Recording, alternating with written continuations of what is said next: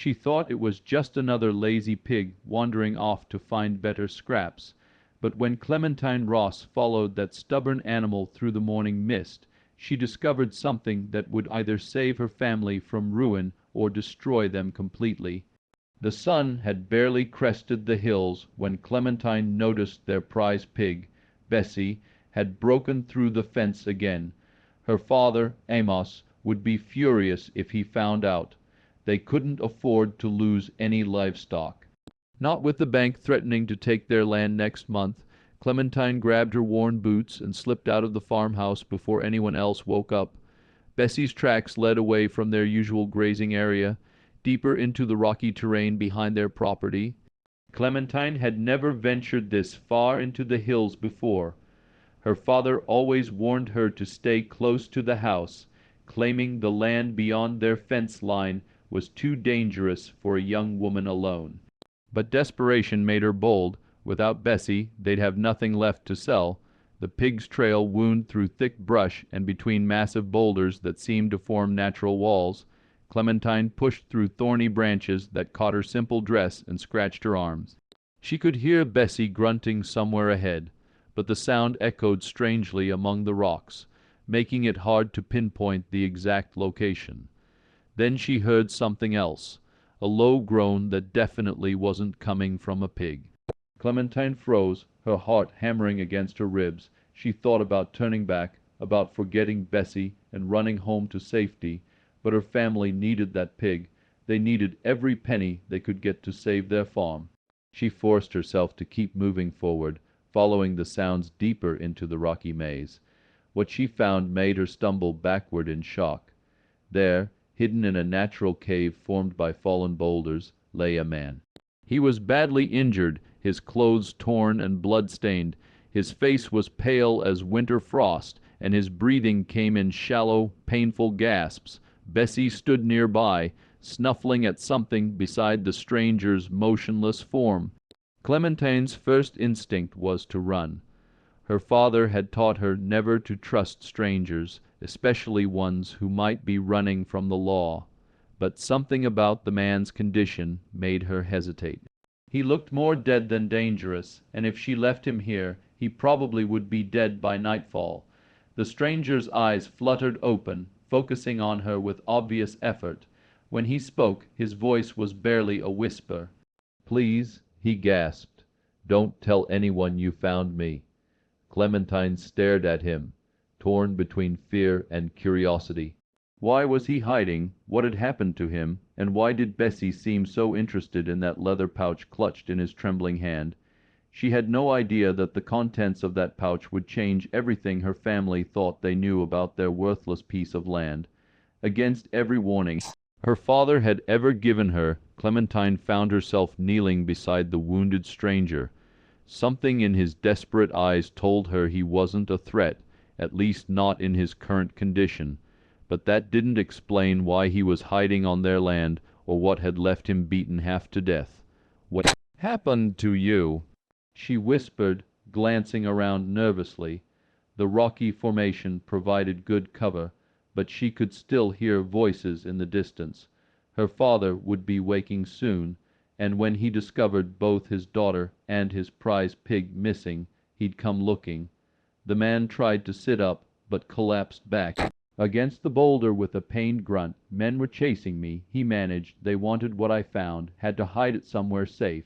Clementine's eyes drifted to the leather pouch, still clutched in his blooded fingers. It was old and worn, but she could see the outline of papers inside.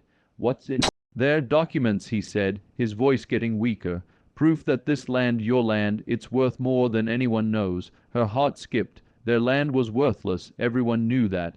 Her father had bought it cheap years ago because no one else wanted the rocky, difficult terrain. The soil was poor for farming, and they'd never found anything valuable on it. That's why the bank was so eager to foreclose. "You're confused," she said gently. "This land isn't worth anything. That's why we're losing it." The stranger's eyes sharpened with urgency. "No, you don't understand. There's a railroad company looking to buy up all the land in this valley.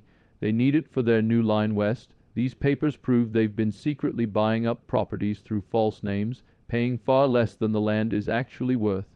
Clementine felt the world tilt around her, a railroad line through their valley.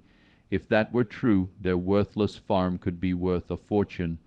But why would railroad men be chasing this stranger? And why was he helping her family instead of selling the information to the highest bidder? "My name is Boone Carter," he said, reading the questions in her eyes. "I used to work for them, help them scout the route. But when I saw what they were doing to families like yours, taking their land for almost nothing, I couldn't be part of it anymore." A distant shout made them both freeze. Clementine recognized her father's voice calling her name. He sounded angry and worried. If he found her here with a strange man, injured or not, there would be serious consequences. "I have to go," she said, standing quickly. "My father's looking for me." Boone struggled to sit up again. "Wait, the papers. If something happens to me, make sure your father sees them. But be careful who else you trust. The railroad has people everywhere, and they'll do anything to keep this secret." Clementine reached for the pouch, but Boone pulled it back slightly. "Promise me," he said. "Promise you'll be careful. These men aren't just business people. They've killed to protect this secret." The word "killed" sent ice through her veins. What did she stumbled into?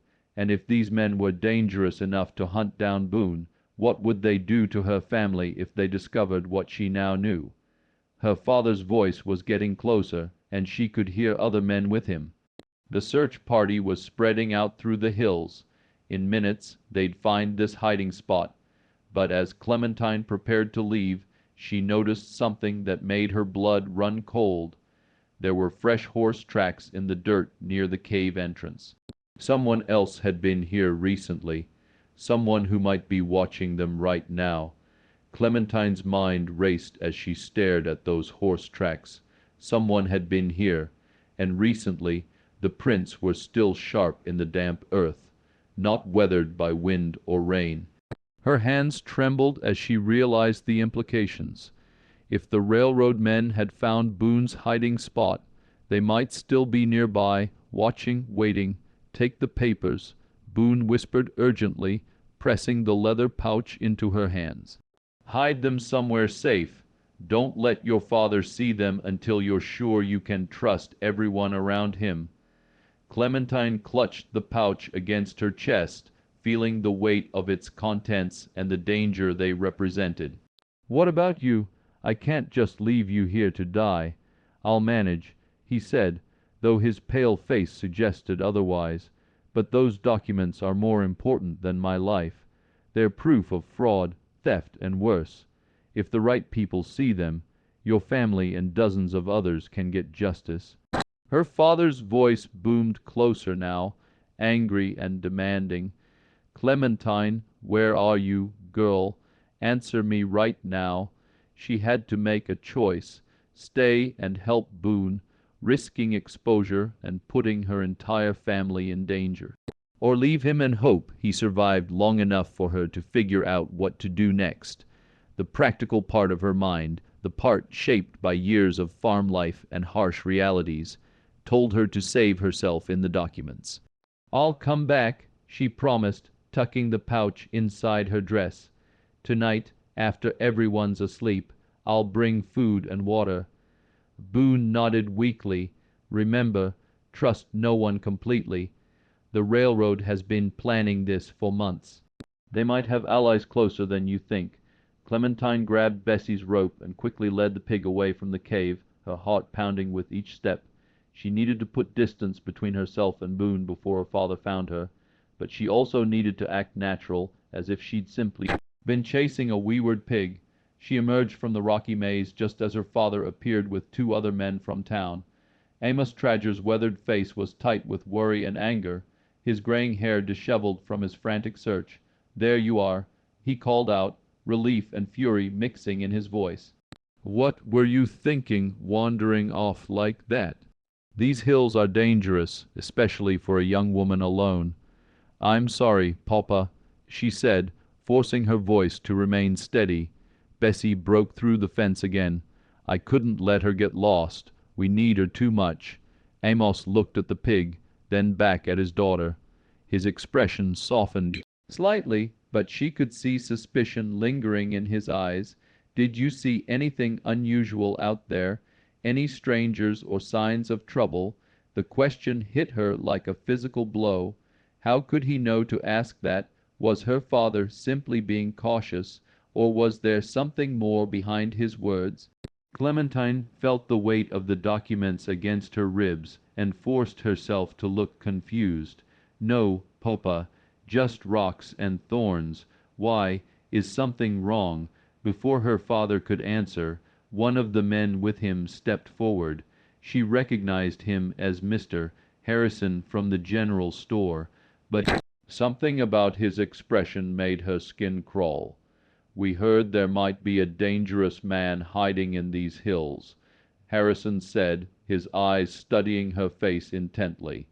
"Someone who's been stealing from decent folk. If you saw anything at all, anything suspicious, you need to tell us right now." Clementine's blood turned to ice. How did they know about Boone, and why did Harrison seem so interested in her answer? She thought about what Boone had said about the railroad having allies everywhere. What if her father's search party wasn't really looking for her at all? The way Harrison stared at her made Clementine feel like prey being stalked by a predator. She forced herself to maintain eye contact while her mind scrambled for the right response. Everything depended on convincing these men that she'd seen nothing unusual. "I don't understand," she said, putting a tremor in her voice that wasn't entirely fake. "What kind of dangerous man? Should I be scared?" Her father moved protectively closer to her. "Nothing for you to worry about, sweetheart. Just someone who might be trespassing on our land. If he's out there, we'll find him." But Harrison wasn't satisfied. "The thing is, Miss Ross, we have reason to believe this man might be injured. If you found him, you might think you were helping someone in need, but he's not what he appears to be." The documents felt like they were burning against Clementine's skin. How much did Harrison know? Was he working for the railroad, or was this just terrible timing? She thought about Boone's warning that the railroad had people everywhere, allies who seemed like ordinary townspeople. "I only saw Bessie," she insisted. "She led me through some rocks. But I didn't see any people, just wanted to get her home before she got into real trouble." The third man, someone she didn't recognize, spoke up for the first time. "Maybe we should search those rocks ourselves. If there's someone hiding up there, we need to find him before he causes more problems." Clementine's heart nearly stopped. If they searched the area thoroughly, they'd find Boone for sure. In his weakened state, he couldn't possibly escape or defend himself. But if she protested too strongly, it would only make them more suspicious.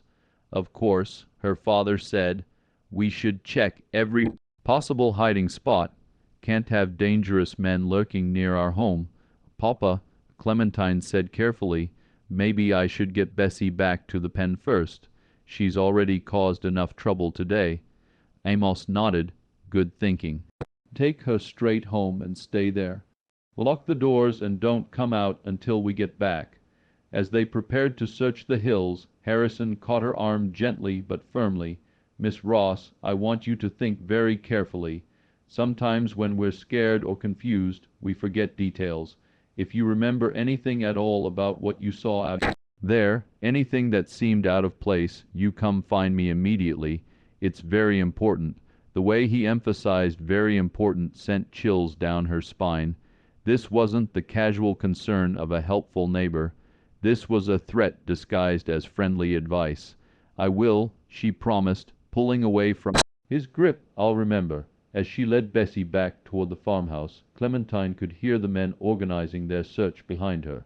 They were being systematic, dividing the rocky area into sections. It was only a matter of time before they found Boone's hiding place. Her mind raced through possible solutions. She could try to warn him, but there was no way to get back to the cave without being seen. She could tell her father everything, but what if Harrison was right there listening? What if her father was somehow involved with the railroad deal? The documents pressed against her ribs with every step. a constant reminder of the secret that could save or destroy her family. She thought about what Boone had said about proof of fraud and theft. If the railroad was really cheating families out of valuable land, then her father deserved to know the truth. But first, she had to make sure Boone survived long enough to tell it. As she reached the farmhouse, Clementine made a desperate decision. She would have to take a terrible risk, one that could expose everything, but it might be the only way to save the man who was trying to save her family. She just hoped she wasn't. Already too late, Clementine secured Bessie in the pen and rushed into the farmhouse, her mind working frantically. She had maybe 30 minutes before the search party found Boone's hiding spot. 30 minutes to create a distraction that would draw them away from the caves without arousing suspicion. She ran to the kitchen and grabbed the large iron bell her father used to call workers in from the fields. Her plan was dangerous and might not work, but it was the only chance she could think of. If she could make the men believe the threat was somewhere else entirely, they might abandon their systematic search of the rocks. Clementine climbed onto the roof of the chicken coop, bell in hand, and started ringing it frantically while screaming at the top of her lungs, "Fire! Fire in the barn! Papa, help!" The sound echoed across the valley, and she could see the search party turn immediately toward the farmhouse. They came running, abandoning their careful exploration of the rocky terrain. Her father reached her first, his face pale with panic. "Where's the fire?" he demanded, looking around wildly. Clementine pointed toward the old storage shed behind the main barn. "I saw smoke coming from behind there.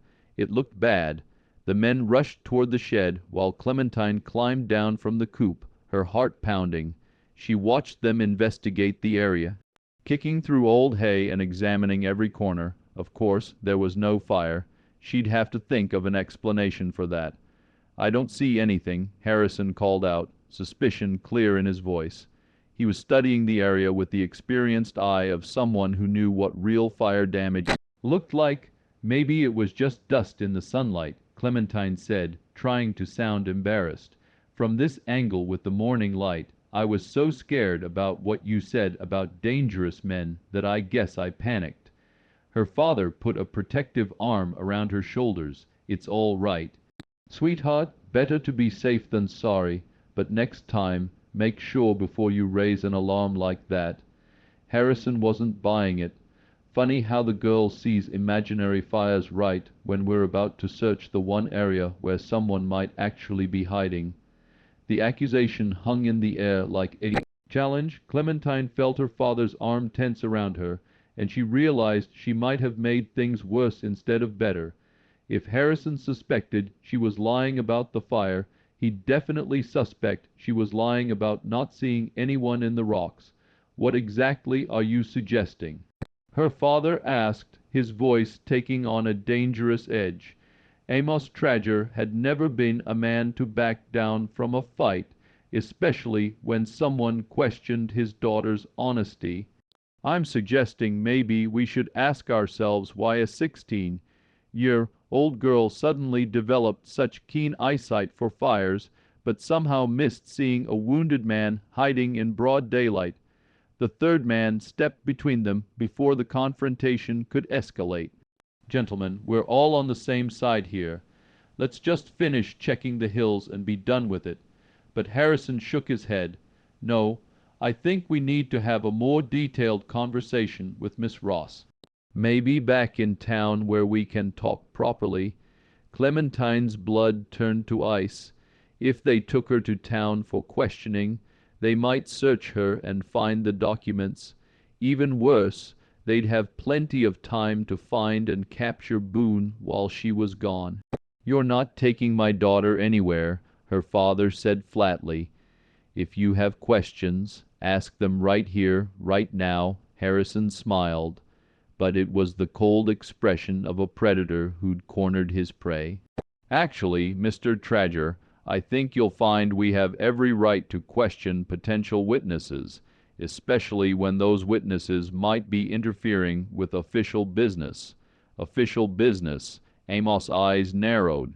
Since when is the general store owner involved in official business? That's when Clementine realized her father had caught the same thing she had. Harrison was acting like he had authority he shouldn't possess. Unless he was working for someone with real power, the kind of power a railroad company might have. Harrison's confident mask slipped for just a moment, and Clementine saw something ugly underneath. Her father had struck a nerve by questioning his authority.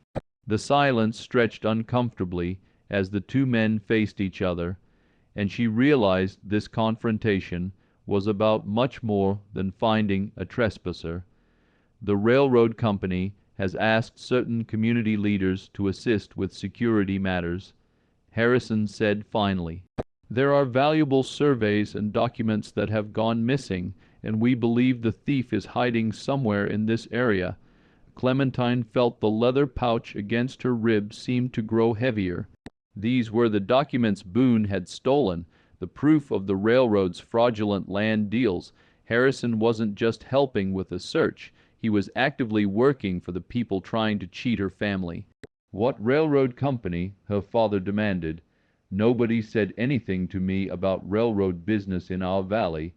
"That's because the plans are still confidential." The third man spoke up. "But since you're asking direct questions, Mr. Tradger, maybe it's time you knew. There's going to be a new line running through this area. The company is prepared to make fair offers for the land they need." Clementine watched her father's face as the implications sank in. Their worthless farm might actually be worth something if a railroad wanted to build through it, but she could also see the suspicion in his eyes. If the deals were legitimate, why all the secrecy? Why the armed search parties and threats? "How fair are we talking about?" Amos asked carefully. Harrison relaxed slightly, apparently thinking he'd gained an ally. "Very fair. Much more than this land is worth for farming.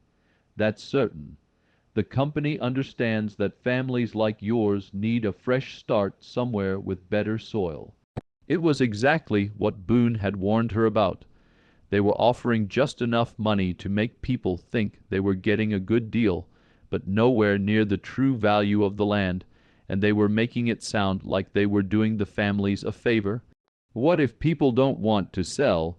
Clementine asked before she could stop herself. All three men turned to look at her, and she immediately regretted speaking. But her father nodded approvingly, proud of her sharp question. "That's a good point," Amos said. "What if we like our land and want to keep it?" Harrison's smile became strained. "Well, progress waits for no one, Mr. Tradger. There are legal ways to acquire land for public projects, even if individual owners are reluctant to cooperate. Eminent domain, they call it. Much better for everyone if sales are voluntary." The threat was barely disguised. "Sell willingly or have your land taken by force." Clementine thought about the other families in the valley, struggling farmers like themselves who probably had no idea what was really happening. They were all being manipulated into giving up land that could make them wealthy. "I'd like to see these surveys and documents you mentioned," her father said. "Before I consider any offers, I want to understand exactly what the railroad is planning." "Unfortunately, those are the very documents that were stolen," Harrison replied. "Until we recover them and catch the thief, all negotiations are suspended, which is why it's so important that we search every inch of these hills." Clementine realized with growing horror that they were trapped in an impossible situation. Her father wanted to see the documents that could prove the railroad's fraud, but those same documents were hidden in her dress. If she revealed them, she'd expose Boone and probably sign his death warrant. But if she didn't, her father might agree to sell their land for a fraction of its real value. "Papa," she said quietly, "maybe we should think about this carefully. Once we sell, there's no going back." Harrison's eyes sharpened as he studied her face. Wise words from a young lady, but sometimes holding on to something too tightly means losing everything. "Your family has debts, doesn't it, Mr. Tradger? The bank is pressuring you." Amos' jaw tightened. Our financial situation is none of your business. It becomes my business when the railroad is offering you a way out of your troubles," Harrison replied, "but only if we can resolve this matter of the missing documents first." He turned back to Clementine with that predatory smile.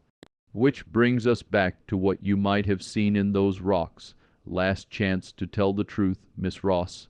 As all eyes focused on her again, Clementine realized that everything depended on what she said next. The wrong words could destroy Boone, her family, and all the other families in the valley, but the right words might just save them all. Clementine took a deep breath and made the most important decision of her life. She looked directly into Harrison's eyes and spoke with quiet conviction. "You're right, Mr. Harrison. I did see something in those rocks. I saw fresh horse tracks that didn't belong to anyone from our farm." The admission hit the group like a thunderbolt. Her father stared at her in shock, while Harrison and the third man exchanged quick glances. "Horse tracks?" her father asked. "Why didn't you mention this before?" "Because I was scared," Clementine replied. Which was completely true, but listening to you all talk about stolen documents and dangerous men, I realized those tracks might be important. Harrison leaned forward eagerly. "What kind of tracks? How many horses?" "At least 3, maybe 4. They were circling around the cave area like the riders were searching for something or someone." She paused dramatically. "The tracks led away toward the north ridge, like whoever it was decided to keep looking elsewhere. It was complete fabrication, but Clementine delivered it with the confidence of someone telling the absolute truth. She was betting that Harrison and his men hadn't been thorough enough in their initial search to notice there were no such tracks. "North Ridge," the third man muttered. "That leads toward Miller's property. Maybe they moved their search there." Harrison was studying Clementine's face intently, looking for signs of deception. "You're certain about this? The tracks led north?" "Yes, sir. Fresh tracks heading away from our land. If you're looking for whoever took those documents, I'd say they're not hiding in our rocks anymore." Her father put his hand on her shoulder. "You should have told me immediately, sweetheart. If there were armed men searching our property, I know, Papa. I was just scared and confused. But if it helps find the truth about this railroad business, then I'm glad." I remembered. Harrison seemed to be weighing his options. He could insist on searching the rocks anyway, but Clementine's story about the tracks gave him a new lead to follow. And if he was wrong about her lying, he'd waste valuable time while the real thief escaped. "We should check the north ridge," the third man urged. "If they've got a head start, we're losing ground every minute we stand here talking." "What about the documents?" her father asked. "I'd still like to understand what the railroad is planning before I make any decisions about selling. Once we recover the stolen papers." "Everything will be explained properly," Harrison assured him. "In the meantime, I'd suggest you keep your family close to home. If there are dangerous men in the area, you can't be too careful." As the search party prepared to leave, Harrison caught Clementine's arm one more time. "Miss Ross, if you remember anything else, anything at all, you know where to find me." "I will," she promised. "I just want this whole thing to be over." After the men disappeared toward the north ridge, Clementine and her father stood in uncomfortable silence.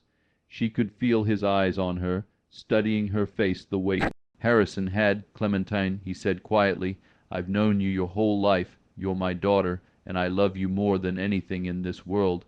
But I also know when you're not telling me everything." Her heart sank. Had she been that obvious? Had all her careful deception been for nothing? "Papa, whatever you're hiding," he continued, "whatever you think you're protecting me from, I need you to trust me enough to tell the truth. Our family's future might depend on it." Clementine realized she was at another crossroads. She could continue lying to her father, or she could take the biggest risk of all and trust him with everything. The documents seemed to burn against her skin as she made her choice. Clementine reached inside her dress and pulled out the leather pouch, her hands trembling as she placed it in her father's weathered palms. "Papa, there's something you need to see. But first, There's a man hiding in those rocks who's hurt badly. He gave me these documents before Harrison and the others started searching." Amos stared at the pouch, then at his daughter's frightened face. "What man? What documents? His name is Boone Carter. He used to work for the railroad, but he stole these papers because they prove the company is cheating families like us. Our land isn't worthless, Papa. It's worth a fortune, and they are trying to buy it for almost nothing." Her father opened the pouch with careful hands and began reading the documents inside. Clementine watched his expression change from confusion to anger to determination as he absorbed the content. Survey maps, purchase agreements, correspondence between railroad officials, all proving that their valley was worth 10 times what Harrison had offered. "These families here," Amos said, pointing to names on a list. "The Millers, the Johnsons, the Crawfords, they've already sold for a fraction of what this says their land was worth. Boone tried to warn them, but it was too late. That's why Harrison and his men are hunting him. They can't let word get out about what the railroad is really doing." Amos closed the pouch and looked toward the rocky hills. "Where is this Boone Carter now? Hidden in a cave in the rocks. He's badly hurt, maybe dying. I promised I'd come back tonight with food and water, but I don't know if he'll last that long." Her father was quiet for a long moment, thinking through all the implications. Finally, he stood up with the determined look Clementine knew meant he'd made an important decision. "We're going to get him," Amos said, "right now, while Harrison and his men are chasing shadows on the North Ridge, and then we're going to make sure every family in this valley knows the truth about what's happening to their land." They gathered medical supplies and food from the house, then made their way quickly through the rocks to Boone's hiding place. They found him unconscious, but still breathing, his condition worse than when Clementine had left him. Working together, they managed to get Boone back to the farmhouse and into Clementine's room, where her father cleaned and bandaged his wounds. As they worked, Boone drifted in and out of consciousness, but he was coherent enough to confirm everything the documents revealed. "The railroad planned this for months," he whispered weakly. "They identified every property they needed, then used false names and shell companies to make lowball offers. Anyone who refused to sell would face legal action, or worse, not anymore." Amos said grimly, "With these documents, we can expose the whole scheme. Every family that sold can demand fair compensation, and those who haven't sold yet will know what their land is really worth." Over the next few days, while Boone recovered his strength, Amos quietly visited every farm in the valley. He shared copies of the most important documents, and soon a group of angry farmers was organizing to confront the railroad company and demand justice. Harrison and his men never returned to search the rocks. Apparently, following Clementine's false trail had led them far enough away to lose interest in their property.